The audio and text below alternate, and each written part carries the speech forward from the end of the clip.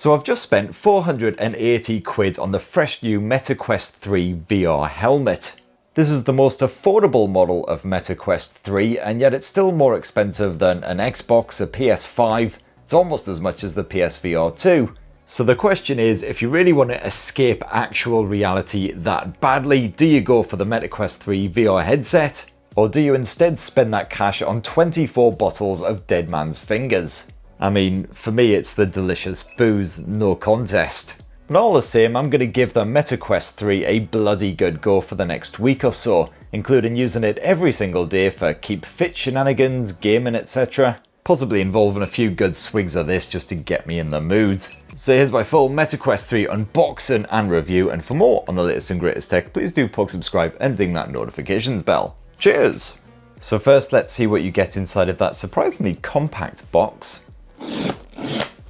So this is the most basic Meta Quest 3 package that you can order in. And you've got yourself one Meta Quest 3 headset. You've got the two new upgraded Meta Quest 3 controllers. You've got a dinky 3-pin power adapter, Type-C to Type-C USB cable, and a bit of quick start guide action. And that right there is everything in the Meta Quest 3 box.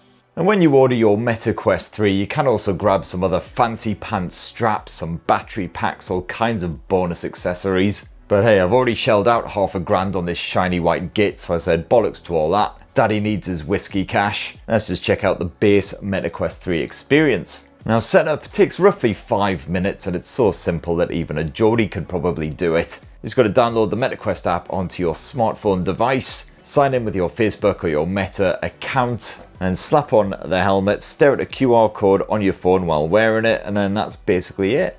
Now, the design of the Meta Quest 3 has changed up quite considerably compared with the Meta Quest 2.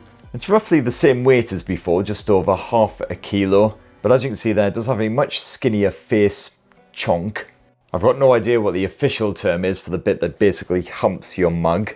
And the main reason for this skinnier finish is the Meta Quest 3's upgraded pancake lenses. Basically means a lot less wasted space, so everything's a bit more compact. But yeah, shame they couldn't have made it a wee bit lighter. I didn't really feel it was cumbersome or anything to wear for extended periods, but then I have worn a VR headset every single week for the past 3-4 years, something like that. Not that I'm massively desperate to escape real life or anything. The good news is, even though the Meta Quest 3 is still a pretty hefty bugger, the straps are a lot less shonky this time around. And that redesign means the Meta Quest 3 holds in place on your face perfectly well, even when you're bouncing all over the bloody joint doing stuff like the Les Mills body combat. I haven't had to stop once to adjust it while I've been doing a 20-30 minute fitness workout, so it's not shifting about all over.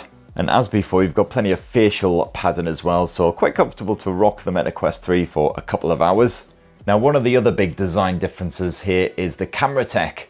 The Meta Quest 3 sports dual RGB cameras up front, so while the Meta Quest 2 offered a grainy black and white image of your surroundings when you were setting up the boundaries, the Quest 3 can pump a full colour picture of your room and your eyeballs instead. And you can have that instead of a virtual backdrop when you're mucking around in the general Meta Quest UI. This new ability is actually used for some mixed reality shenanigans as well. Don't expect too many of those right now, and sadly it is mostly business stuff for business types. But there are a couple of games you can get stuck into, including a short and silly effort that comes pre-installed on the Meta Quest 3. And basically involves your room being invaded by a bunch of fuzzy wee twat bags that you then need to blast with a bubble gun. It's eerily similar to what I get up to at 3 AM most days, except these wee things are computer generated rather than whiskey generated. And that feed isn't exactly crystal clear, it's still a bit fuzzy, you will get some distortion when you're moving your arms around, but it's fine. What isn't particularly fine is Meta's general UI. It's changed up a bit over the years, but it still needs some serious overhauling, especially the apps library, which frankly is a bag of arse.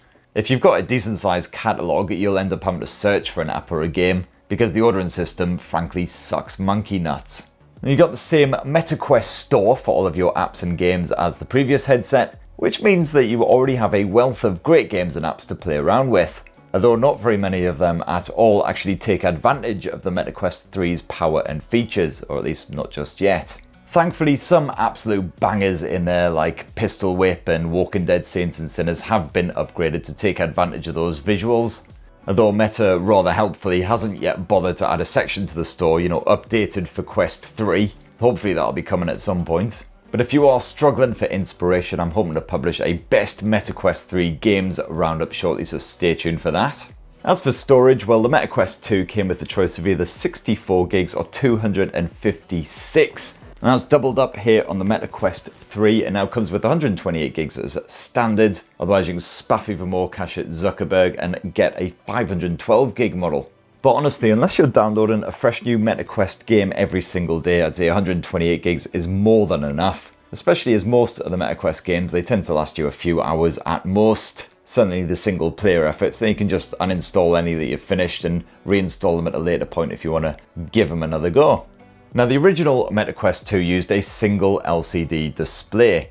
This produced visuals at a 1920 by 1832 pixel resolution for each eye, but in the MetaQuest 3 that's upgraded to two separate screens with the resolution boosted to 2208 by 2064 pixels per eye. Certainly not the biggest jump in specs, but that clarity has improved in games such as Red Matter 2. Those graphics are crispy now, and I'm looking forward to seeing some more fresh titles that really push the MetaQuest 3 with some proper tricked out visuals. It's still not OLED tech sadly, but the contrast isn't too bad and colours are reasonably poppy. And while the MetaQuest 2, the visuals maxed out at 90Hz refresh, technically the MetaQuest 3 can go all the way up to 120Hz. Although that ultra-fast refresh is still a beta feature, so you can expect most titles that hit the MetaQuest store to max out at 90Hz. And you've now got up to 110 degrees field of view, which is a big improvement over the MetaQuest 2 and slightly better than some rivals like the Pico 4, which definitely helps with the immersion. Feels a lot less like you're staring at the world through some sort of weird fishbowl space helmet thing. As for the audio, well, that is still spaffed at your ears via two external speakers, which you can see either side of that visor. And this was pretty bloody loud on that MetaQuest 2, but it's been boosted even more here on the MetaQuest 3 to the point where I was starting to worry about the state of my hearing. I had to jack the volume down a bit. Of course, the fact that you've got two external speakers there, they're not like in-ear efforts, means that the audio bleed is really bad. So if you're playing a game while somebody else is sat on the sofa next to you, you're probably going to piss them off.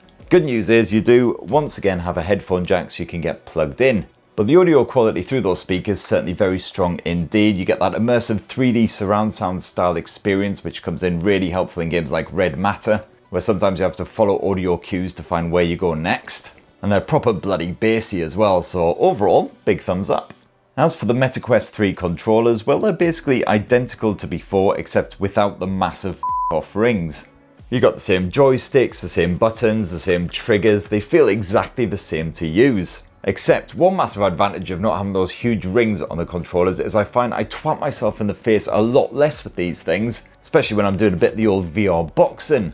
But it's not all good news. The controller tracking once again comes courtesy of cameras positioned around the outside of the headset, but the tracking here is definitely worse than it was on the MetaQuest 2. Any app where you're moving your hands really fast, I've noticed that you get all kinds of bulky behaviour.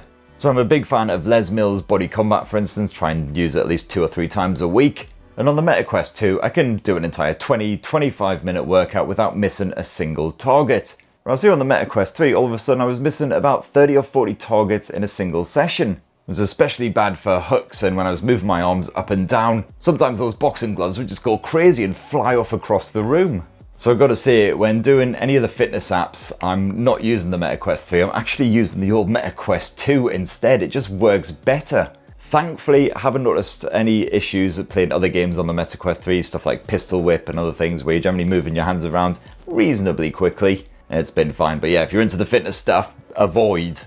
And the MetaQuest 3 once again supports hand tracking as well, which isn't too bad.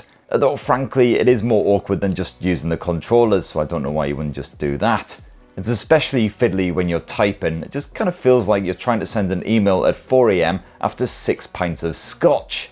Every single key press requires so much concentration and usually ends in disaster. Now another big upgrade for the MetaQuest 3 is the actual chipset that runs the show. It's Qualcomm's Snapdragon XR2 Gen 2. And this boasts a GPU that's roughly twice as powerful as the old MetaQuest 2, allegedly. Unfortunately, there aren't that many games or experiences on the MetaQuest 3 that really allow you to test that out. The RAM has also been boosted from 6 gigs to 8 gigs, and I did notice that the performance was perfectly smooth on all of the titles that I've tested out. Again, Les Mills, the occasional tiny little judder in there, but nothing at all as bad as on the original MetaQuest. Certainly the leap from the MetaQuest 1 to the MetaQuest 2 was a much bigger jump than 2 to 3. And back when it was all bloody Oculus, of course. And yeah, while there are very few titles taking advantage of that extra grunt just yet, you can expect several more advanced VR games to be released in the coming months. Some proper real-time shadows, boosted textures, all that good stuff. As for the battery life, well, no real upgrade there versus the MetaQuest 2. I once again find I get around 2 hours of use from a full charge, which to be fair is about as long as you'd want to play it on the MetaQuest 3 before you start to go a bit cross-eyed or feel a bit pukey. And Meta is also selling a battery accessory for the MetaQuest 3, which I believe just slots in behind and doubles the battery length. But of course you'd have to be pretty hardcore to want 4 solid hours of virtual reality action. And it could be quite handy if you just keep forgetting to charge the bastard. Speaking of which, if you do forget to charge it, well, it's 18 watt charging speeds here, so pretty ruddy slow. It'll take a good solid couple of hours before it's charged back to full. So definitely don't go forgetting. You can also get a charging stand for the MetaQuest 3, that's where these little pin connectors are. Otherwise you'll find the Type-C USB charging port here on the other side. So there you are, my lovelies, that's what I reckon of the MetaQuest 3 after using it for just over a week now. And I've got to say, if you've got the MetaQuest 2, then there's no need to upgrade, certainly anytime soon until there's lots of MetaQuest 3 exclusive titles. And even then, I'm not really sure how many of those you'll get. You'll probably just get some that will have a slightly upgraded visual experience for the MetaQuest 3, but still work perfectly fine on that MetaQuest 2. Of course, if you don't have a VR headset, you want to get involved in it without having to, spunk out $2,000 on a PC setup or anything like that, then definitely highly recommend. Loads of great games and apps on that Meta store. That's what I think anyway. If you've been testing out the MetaQuest, it'd be great to hear your thoughts and experiences down in the comments below. Please do poke subscribe and ding that notifications bell for more on the latest and greatest tech, and have yourselves a ruddy wonderful rest of the week. Cheers!